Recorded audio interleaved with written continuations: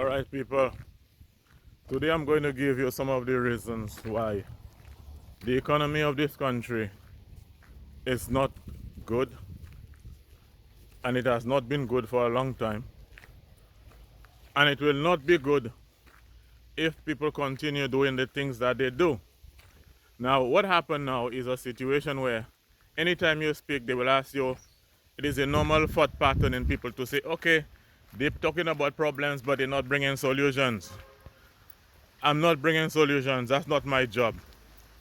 There are people that are getting paid by the government thousands of dollars a month to bring solutions. And some of these people are square pegs in round holes. Let them bring solutions.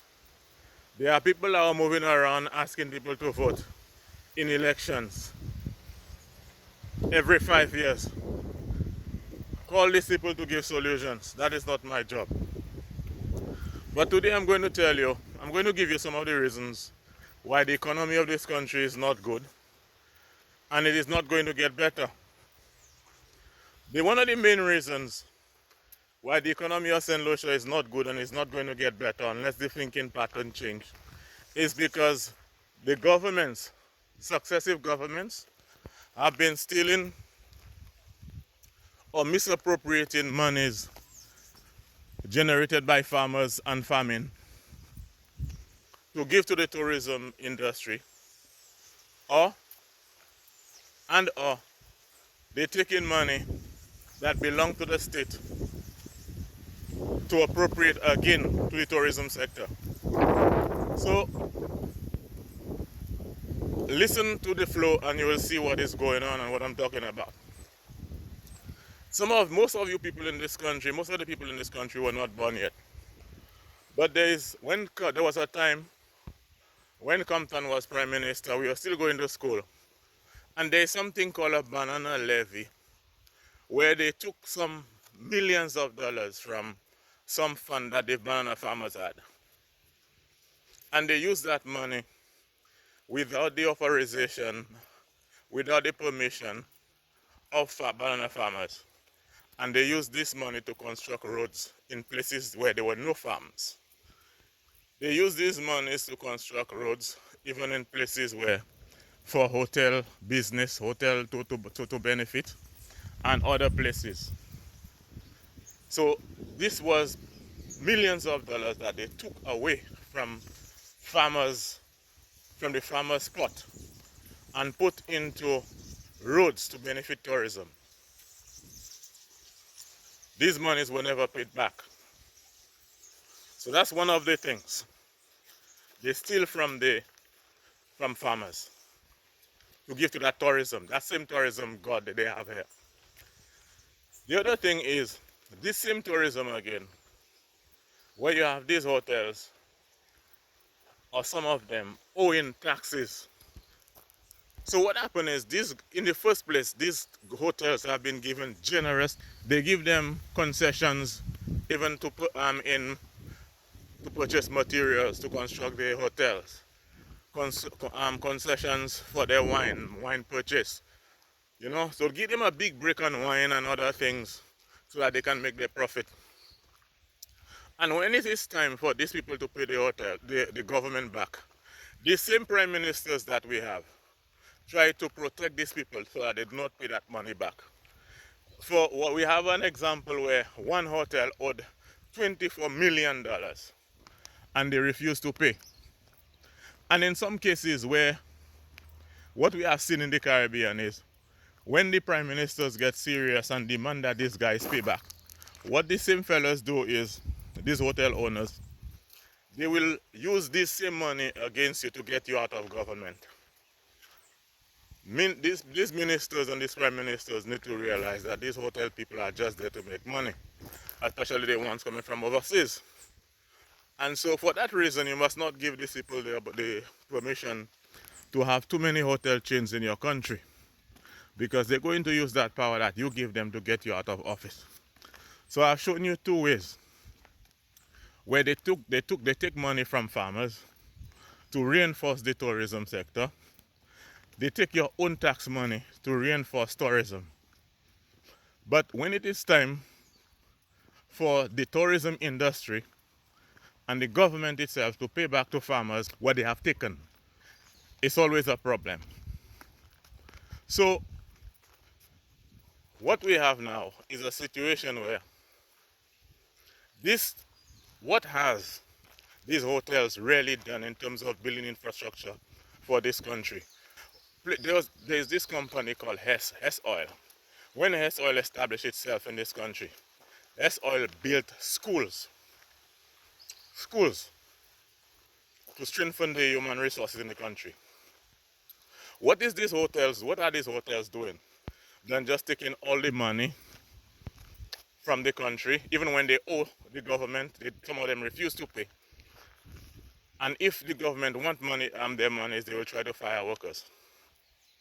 What have these hotels given back? Then once in a while, they give scholarship to the parents of people who work at their institutions.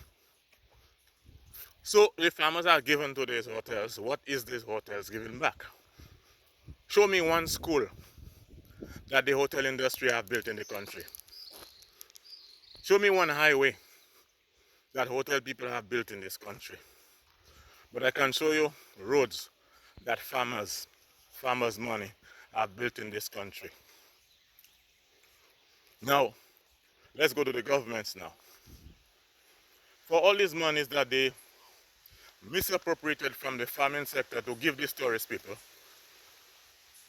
the only thing that farmers really get for the most part, and they say they're doing their job, and both political parties do the same thing, they call it just giving the farmers a bag of fertilizer here and there, and they make believe like they're doing so much for farmers. When they give a farmer a bag of fertilizer, 2 bags of fertilizer, and they make believe like they're doing so much. And both of these political parties are doing the same thing, and yet people want to give away their lives and their soul for these political parties where they benefit nothing. The hotel people get millions of dollars. The farmers get nothing. They will just give farmers a bag of fertilizer, and that's their plan for agriculture in a country. A bag of fertilizer or 2 bags of fertilizer. And that is the plan of both of these governments from these political parties. That is their plan for development. That is their plan. That is their policy for the agriculture sector. Give a bag of fertilizer. Give 2 bags of fertilizer. That is. But remember, they took millions of dollars to build roads. But their thing is, give a few bags of fertilizer. These same governments, they will pay for planes to come to St. Lucia. They to cater for the hotels to have people. They will take the state money to pay for planes to come to St. Lucia. Millions of dollars. They will even pay for advertisement in Europe, America, and those places. Who is paying money to advertise any product, any farm product from St. Lucia in Europe or any other thing? People, it's a gimmick. The people have pledged their soul to that tourism vibe they have going on in this country. And they pay lip service to farmers and the farming sector. Every year is the same story. Every 5 years is the same story. They will tell you that, look, all your oranges, all your golden apples, all your mangoes are spoiling. Vote for me, and we're going to make factories. All these political parties say the same thing. At the end of the day, the loyalty is for tourism. Do you own hotels? I don't have any friends that own hotels, but I have family who own farms. I personally trying to have my own farms. Okay? Now, all of those things bearing, these things bearing pressure on the agricultural sector. And it is causing a level of frustration even among young people. They will tell you they will never go into farming. And that is kind of false because in spite of all of these things that are happening, with proper planning, it is possible to make a living out of farming. Now these days, making money out of farming is doubly difficult now because the price of farming inputs has improved significantly. Before the 50-pound bags of fertilizer, the 50-pound small bags would be that was around $110. Now it is over $200, and so it is more difficult, and it is even expensive to get into farming right now. But there are other things that really discourage people from getting into farming, and I want to remind you of those things. There was a time a lot of money was being made in farming, in banana production, during the era of green gold. But what happened is that money was not managed properly. And I bear witness to these times. I was there, I was alive, I was fully conscious, and I knew what was going on. I was going to school at that time, so I have an idea what is going on. Plus, I partake in even in banana harvesting sometimes, so I know about the banana vibe. But here's what happened. These same farmers who were making a lot of money out of farming were trying to tell their children, discourage their children from getting into agriculture. That's the number one problem we have with young people not getting into agriculture. Apart from all the difficulty that has been created by the governments and the tourist business people, we have a problem now that we have to deal with. Young people are not interested in agriculture, and that thing has been an old topic, but it's not been solved. But the thing is, this seed was was planted by parents. The same parents who were making a lot of money were telling their children not to get into farming. So what we have now is a situation where people saw how hard their parents work in the banana sector, but yet these parents, after retirement, they had nothing. They had nothing because of bad planning, bad management. And let me tell you what used to happen. There was a time when a lot of farmers in St. Lucia were making more money than the Prime Minister of St. Lucia, and that is a fact. People were leaving jobs like teaching and other public sector jobs and go and plant bananas. It was very lucrative to be in banana production. But what happened during this time, the banana farmers were squandering their monies. It was very common to find farmers, guys who used to have their one woman living within their house. All of a sudden, when the money started coming, these guys started having other women. Then these guys started putting extensions and remodeling other women houses. That's what they were doing. And their children, they were sometimes keeping their children out of school to carry bananas. I think it was Tuesdays and Wednesdays. Wednesdays were banana days. And even when I was teaching at 18 years, when during banana harvest, your class would be empty. Your class would be empty because people would be taking their children out of school to go and carry bananas, to harvest bananas. And even when the children made these sacrifices with their lives and their career for these farmers, mainly the men, what these guys were doing was taking their money to just squander on other women, whilst their children are sacrificing their career, their education, and these guys are taking all the profits and having women everywhere.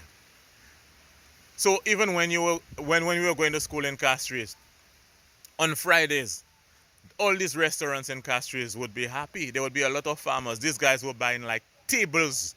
The whole tabletop where those guys used to sit down would just be bare. And some of these farmers were very arrogant. Not all, some. I remember there was the SLBGA building. A partner of mine took me there one time after school because there was a water fountain there. There was no way to really get water to drink, but there was a water fountain at SLBGA, and the water was very cold and nice. So we used to go there, me and this guy. Never saw any other students going there, but the two of us knew that and we were taking advantage of it. And there were times while we were at SLBGA drinking water, there was an occasion where a farmer came there and he slammed his cutlass on somebody's desk and he told the person by whatever time, if he does not get his money, what he was going to do to him. Some of these farmers were very, very ignorant. Some of them were very arrogant and disrespectful because they had money at that time. Very boastful too. They wasted a lot of money. I can tell you categorically, when they had like a first communion in the valley, these people would kill a cow for a first communion. A cow for a first communion.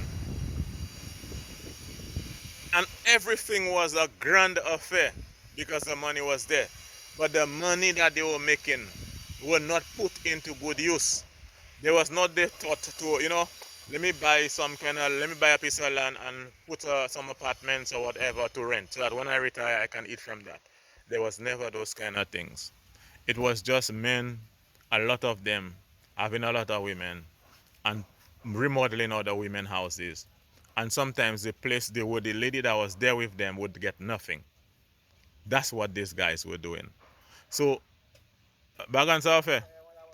Oui, moi la ka fa la en video. So, tout ba en ordre? Oui. So what happened is some of these guys were making a lot of money. A lot of fellas were making more money than the prime minister. They squandered their money. They work hard. So at the end of the day, their children seeing that there is nothing, there is no money, nothing, and it's we that have to take care of these people. So the mentality is you work all your life in farming and you do not have a retirement and it's a waste of time. So the children were not encouraged to get into farming. They were seriously discouraged.